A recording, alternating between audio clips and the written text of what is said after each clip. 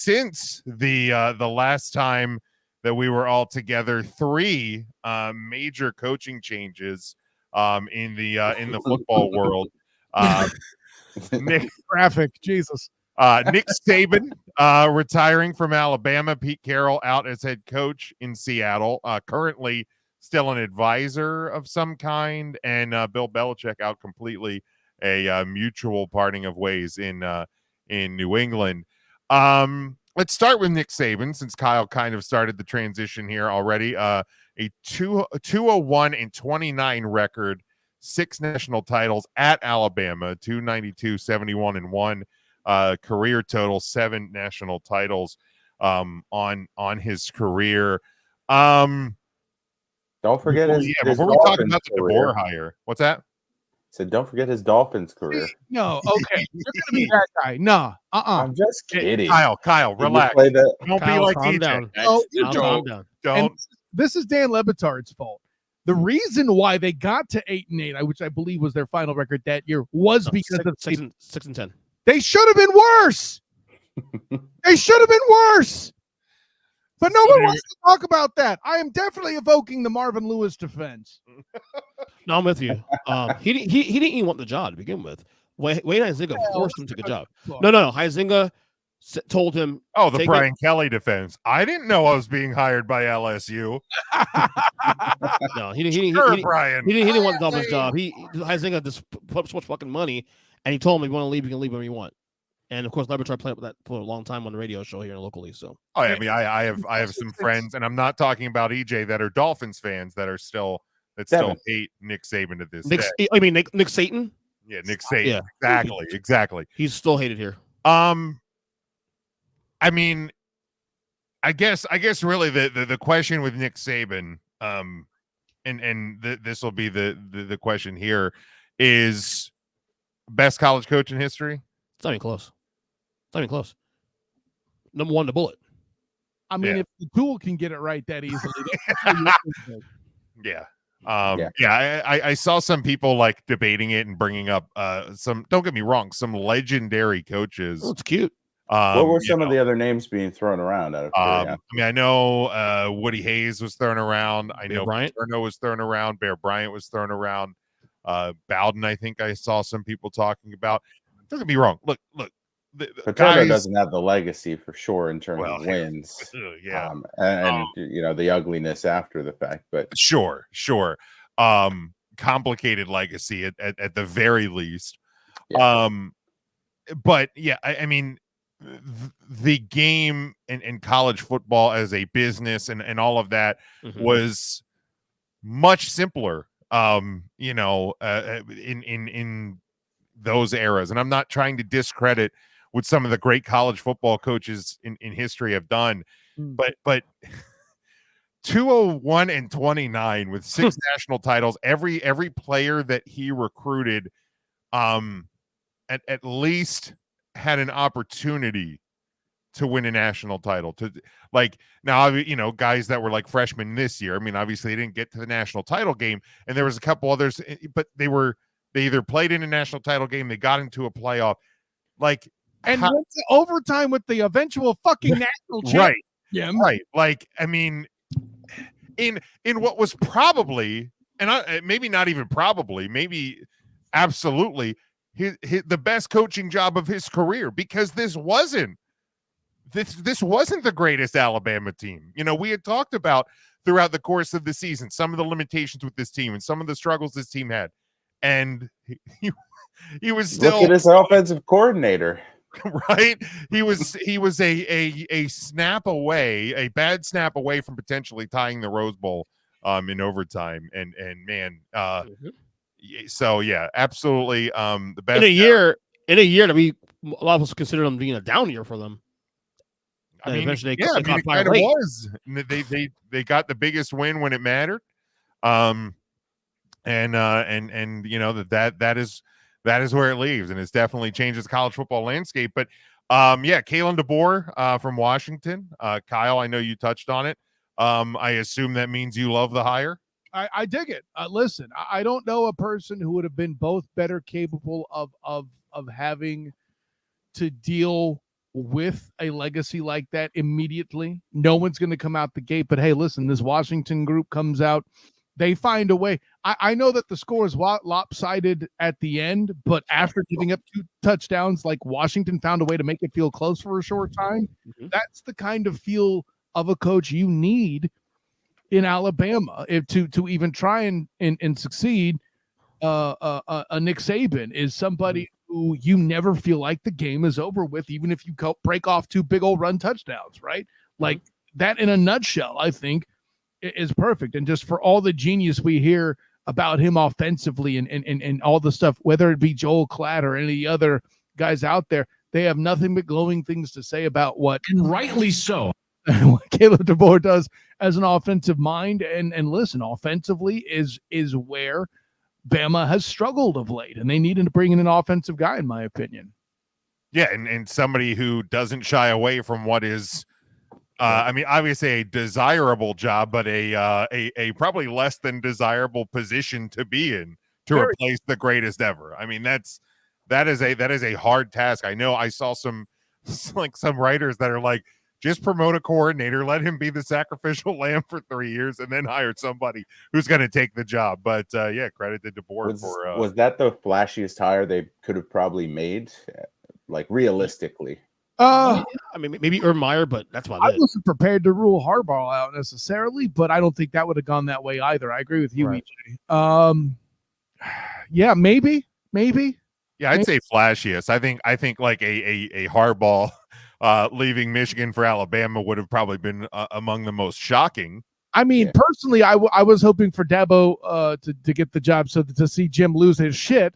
But oh no, if Dabo wants to take that and derail the Alabama program, I would have been more than happy. But also, as much as we've talked about Dabo refusing to evolve with the times, that cost him this job. I'm pretty sure. Probably. Yeah. I'll tell you what, it's not going to hit me, but him being gone until next year. Like, I know he's gone and I have a new coach and it's a good hire, but it's not going to really hit me that he's gone until like September next year. I'm like 2 games in, like, oh shit, he's not there anymore.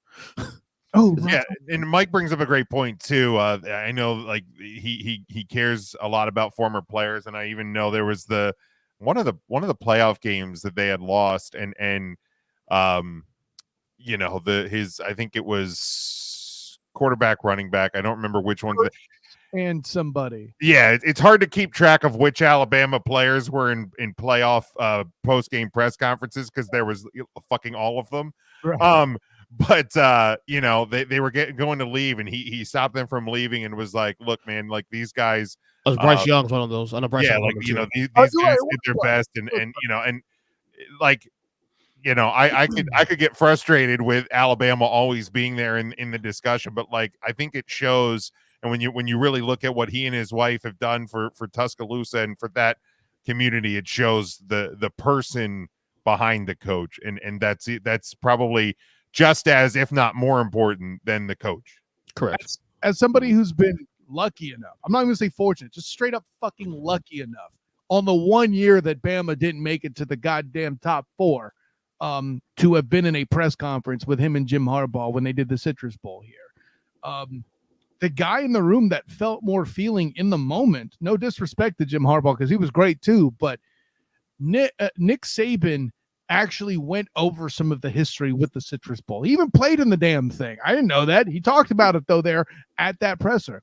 The only dude who he dressed down was somebody who actually didn't belong there and tried to ask him a question about a scout and their ranking in the draft. Well, you know, I have a whole entire staff and I talk with NFL scouts, so I'm not sure about that opinion, and I'm sure your site is reputable and all of that, but I go to my own NFL scouts and I feel this way about that player. It was fucking beautiful. Okay.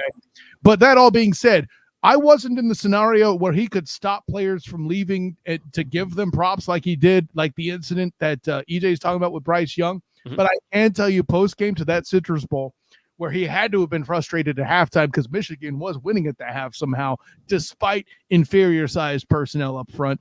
That changed later for this year, by the way. We talked about that already, Jim. I tried to tell me, but I wouldn't listen. But see what I did there. But he still took the time to show the appreciation to the players. And actually made a joke about the program saying we're having a down year. The one time we're not in a playoff when we've been in it at the time, I think it was either 4 or 5 out of the 6 times at that point. Yeah. You know, like, what are we doing here, guys? We'll be fine. It's okay. Sure enough, he would prove that all to be true.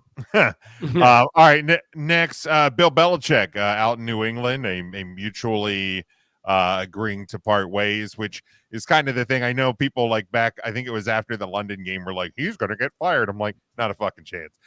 They are not going to fire this man. He is going to get a chance to, leave with his head up high, and I'll hit and rightly so. I'll hit the clat for everything he did in his time there, 266 and 121, including 30 and 12 in the postseason. Of course, 6 Super Bowl titles there in New England. Obviously, the last couple years, a bit of a struggle at times, but he leaves there. I know he has already interviewed with the Falcons, which feels very weird, but okay. Do what you got to do, my guy. Matt, start with you. Belichick's legacy, especially specifically in New England.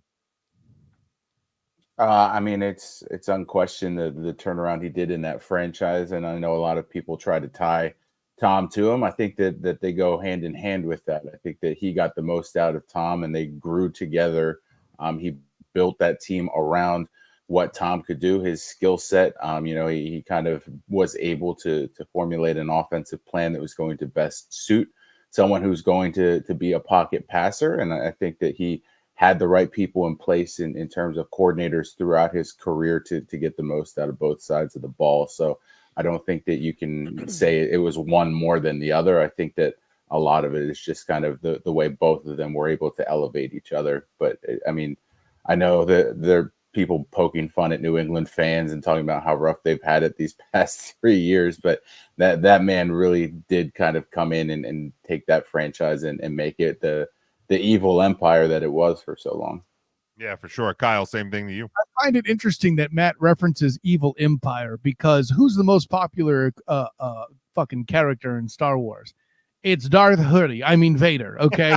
There's the reason why this guy, notorious as he is, still very popular. And that's because he did what he did. I mean, sure, he'll be marred by having some scandal involved with both Spygate and Deflategate. You know, how you feel about either is a separate podcast. We could spend 3 hours on that shit all by easily. But I have to say, for now, until he gets passed, and will probably be passed sooner than later, the earliest candidate probably being Andy Reid. You got to crown him for the moment at the very least. Is it shrouded in mystery and scandal? Perhaps. But listen, it's not they call it the dark side for a reason. Shit. Okay. And by the way, don't take my word. You can make it all about Brady if you want. You can be an idiot. Even Hall of Famer Richard Seymour reminds us all, when I spoke to him about it in my time talking to him with the 3-point conversion, bing, that was a defense-first team when Brady won his Super Bowls, and they got to the point where under his tutelage, Brady evolved to be the game manager that he became. The proof that game manager isn't a slur happened on Bill Belichick's watch with Thomas Edward Patrick Bieber Brady. Perhaps the two together won 6 Super Bowls. Apart, they each get 2 or 3 tops. All right. EJ, same thing to you. Obviously, a slightly complicated legacy, though. But at the end of the day, he led the greatest dynasty we've ever seen in NFL history. 20 years of winning, not just the 6 Super Bowls, but also the AFC Championship. Making the Super Bowl 9 times? Yeah, 9 times. Made it 9 times. Take your tool time. Find out. 2 losses by the Giants, of course. Yes, but complicated. By the Eagles. That's right. That's true. Yeah, you had 2 cracks and lost 1. We got 2 cracks and won both. Relax. No, but seriously though, and again, I'm making it a competition. I don't know. I don't care. No, but oh my God, who the hell cares? I'm sorry, 29 years, buddy. I apologize. By the way, how many times did the Chiefs beat Belichick? You're a Chiefs fan too. Well, you're a Pats fan too. How many times did the Chiefs beat you? I'm confused now. Don't make him do math. You're gonna break him. Don't do math. I feel like as time goes away, though, Belichick might become even a little more underrated. I feel, given where we're at now with him, everybody's all about Tom Brady and Brady's and that. Right. Do you remember the first fucking 5 years of Brady's career? In those 3 titles in 4 years? If it's not for Brady, or excuse me, if it's not for Belichick, Brady's career, Exactly. other coaches would have sat his pretty ass. And I say that not knocking Brady because I still think Brady's the GOAT. Unlike Kyle thinks. You're Unlike wrong, Kyle, fine. but you're wrong, but go ahead. But at the same time, Brady does not have the sustained success without Belichick. Right. Bottom line. It goes hand in hand. That's what I'm saying. So, I mean, obviously, greatest of all time, possibly, I would say. Obviously, it's a fluid situation. I think guys like Andy Reid can change the conversation with another title or two. I mean, he's firmly in the Mount Rushmore. Absolutely. Without question. Yeah. Yes. I mean, and I think to your point about like guys being whether it's underrated or kind of their legacies kind of forgotten about a bit. I think that just happens over generations. Like, you know, when you're talking about like the greatest coaches, like now you hear people talking about, you know, Belichick and Andy Reid. Like rarely do you hear like Bill Walsh's name brought up on like a sports talk show or a football show. And Bill Walsh was a tremendous coach, you know, like, so I think that happens generationally. It'll be very interesting as you know, people who watched this whole Belichick Patriots dynasty from beginning to end, you know, how it will be remembered in 5 to 10 years. You know, it was Bill Walsh though.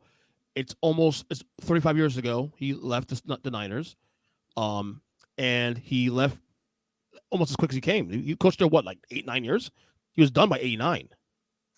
I mean, and for record, I agree with you. I'm with you. All the time. That was just the first example that came into my mind. Like, people don't say Lombardi, people don't say Landry, people don't say Walsh. People don't, like, there's so many great coaches that don't get brought up in these conversations because of, like, as sad as it is, a lot of the people that we hear talking about them either were too young to remember them, weren't alive when they were coaching, or, you know, in a lot of these cases, they didn't play for them. But only thing with these guys now, to Andy Reid and Belichick, also across the generations, these guys have been coaching, I've been part of our lives now for over 30 years now.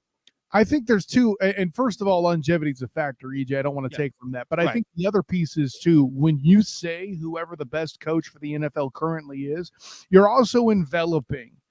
Like, when you say Belichick or Reid, you're enveloping Walsh, Lombardi, all these guys. Because the NFL in its form is the younger among the sports, right? I mean, baseball's been going on for much longer.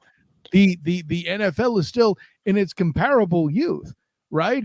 And it's a situation where the reason why you feel it's like you're hearing the word redefined or innovation or generational isn't just because media types are overusing the shit. It's actually happening more because they are also overusing that shit. They are. I acknowledge, Jim. That's the point. Yeah. But listen, you find me an article where I use that word. Joke. Exactly. This guy gets it. This guy gets it. But I think it's more about when you say that you're also understanding the lessons learned from the previous generation of football. Sure. Lastly, Pete Carroll out in Seattle. There's appears to be some form of drama or confusion about whose decision this was. I saw a report over the weekend that it sounds like Pete Carroll didn't want to not be the head coach anymore, and that the decision was made by people who aren't in the locker room, or I forget exactly how it was worded. Not football people, or people that don't understand football, or something like that. Yes, you can say that. But now, currently, again, is a in some form of advisory role with the Seattle Seahawks. But 137-89-1 with Seattle, 10-9 in the postseason for the Seahawks. Of course, the one Super Bowl title. Should have been 2. Should have been 2. Yep. Dumbass. Yeah, that it should have been. And I blame you. It should have been. You dumbass. There's the opening scene, I think the second to last season of the league, parodies that one very well with Marshawn Lynch on the beach, and Taco needs a beer, or Kevin needs a beer, and he's like, "Oh, here, I'll throw it to him." Marshawn Lynch's like, "No, I'll just run it over. I'll just throw it to him. What's the worst that can happen?" And literally, like, Kevin fumbles it, and like there's an explosion. So, it was it's a good one if you've never watched that show. But maybe this is a more complicated question as a Bill Belichick's legacy, because we know what his is. But if Pete Carroll never coaches again, like what is his legacy, and where does he rank generationally all time to you? EJ, I'll start with you. I mean, he's a guy that won on both levels, which is rare to do, as is. That's true. One USC, one in Seattle, and Seattle was relevant for a long time. We were at one point looking at Seattle as the next New England-ish type team. No, we weren't. There were people talking about it. Yes, they were. Okay. Well, then the second Super Bowl happened, and They were lost. Yeah. Anyway. There's idiots everywhere, EJ. Of course they are. Yes, I'm just saying. People, that was a conversation back in 2014. That There are people that have this the next rankings than you. Is this the next dynasty? It's everywhere. We get it. Right, but like I said, I think we look at it generationally. He's definitely probably in the top 5. I mean, right? I mean, Oh my last, Of his generation. But wait, of the last 20 years, Jamal?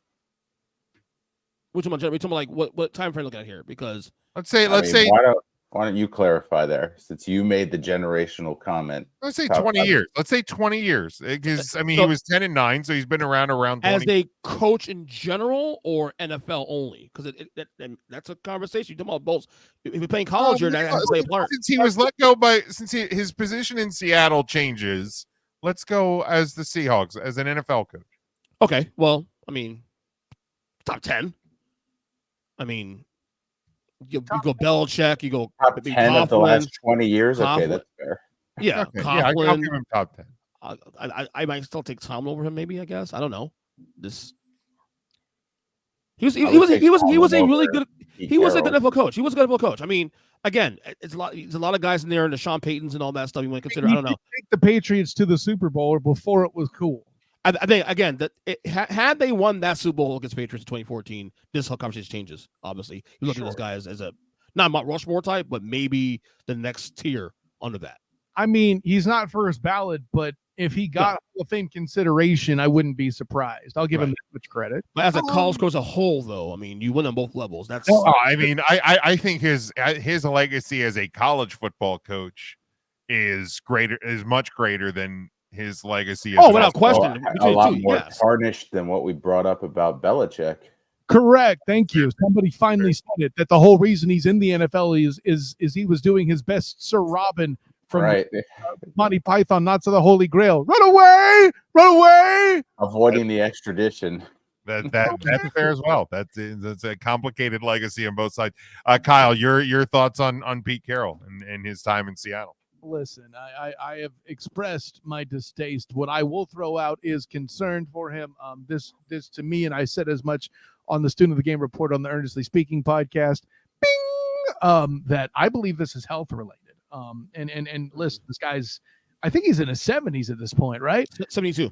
Yeah. Thank you, EJ. So I mean, listen, I think this is an element where he would keep coaching until and not to, I know that there's negativity brought up with this name, but I think something that happened with Joe Paterno was he had to stop coaching. Months later, he died. Okay. I think the same sort of things on the table for Pete Carroll, because that's how much he loves it. I haven't spoken to him personally, but I've spoken to some of his disciples, Bobby Wagner, Richard Sherman, throughout my career being a press person. And what they talk about him and what he brings to a sideline is unique. I think Richard Sherman said it the most interesting by saying it's a support group for guys with chips on their shoulder. Okay. Like a dude that does that is an impressive coach.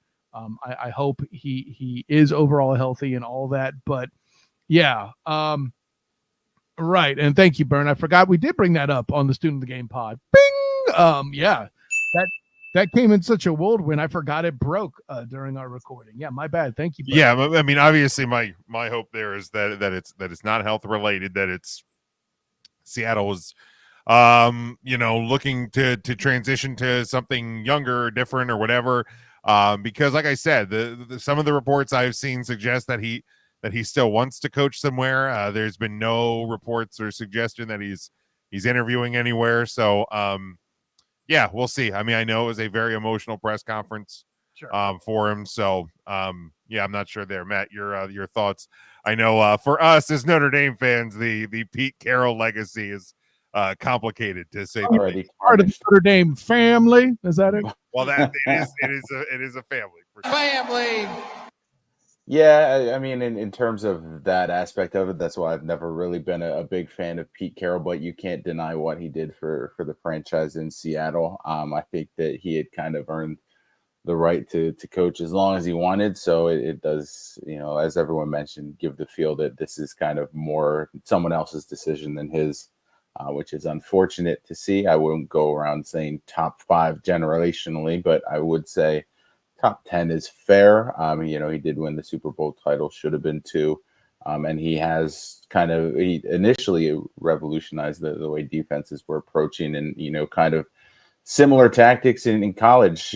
Do what you can get away with until you can't get away with it anymore. And I think that kind of was a big play on why his team had initial success. And then we kind of falter off. But enough about Bill Belichick.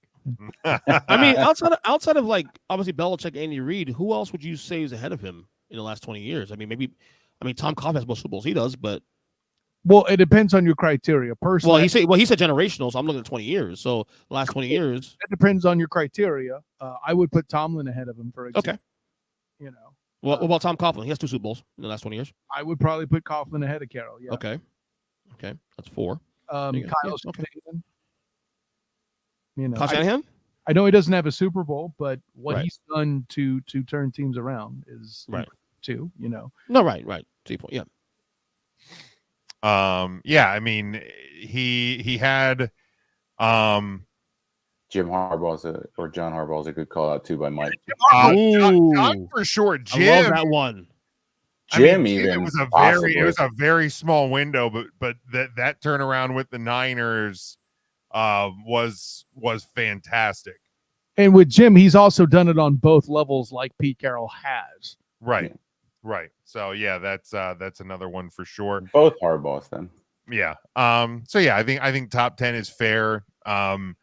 He made people give a shit about the Seattle Seahawks, which I don't think anybody ever thought was a thing that would happen. So yeah, it's like I said, I hope that that health wise and everything he is okay, and that this is just a Jason Garrett, another one. You motherfucker! Hey, fuck you, buddy. God, That response, Jim. I hate all of you. Just both levels too. He Don't coached fuck Jim's yourself. favorite team. He commentates for Jim's favorite team. the worst people I know. Just the worst people that I know. he is All so right. boring Actually, now that I'm done with sarcasm, not only is he a bad coach, like Jim implies, he Yeah. even sucks at calling the game. Oh my God, yes. First So time ever wooden. listen to him this weekend. Actually, first listen to him. I was like, It's just it's the awkward chuckle that he does after like someone says something. It's like nails on a chalkboard. It's so bad, and the fact that I have to deal with the younger version of Chris Collinsworth combined with Oh, the fucking guy that I miss Doug Flutie. right? Like, how bad are you that makes us miss him as a commentator? I miss Drew Brees. I'll pull you a bowl of Flutie Flakes, Jim.